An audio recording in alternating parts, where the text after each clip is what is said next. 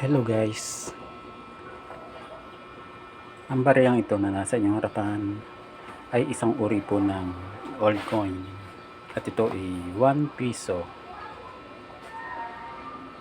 at ang bariyang ito ay imported coin gawa po sa ibang bansa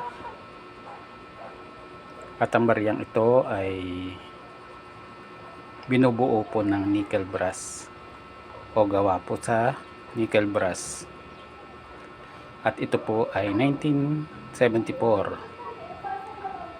1 piso na meron pong portrait ni Dr. Jose Rizal. Nakaharap po siya sa bandang kaliwa. At ang bariyang ito ay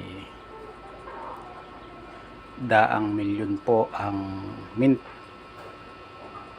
Kaya ito po ay napaka-common na po.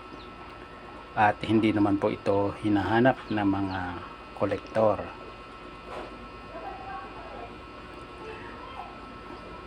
At ang bariyang ito na nasa inyong harapan ay 1974 na meron pong vintage value o yung mga kabuuang may hawak ng ganitong uri ng bariya ng mga kolektor ay 38%.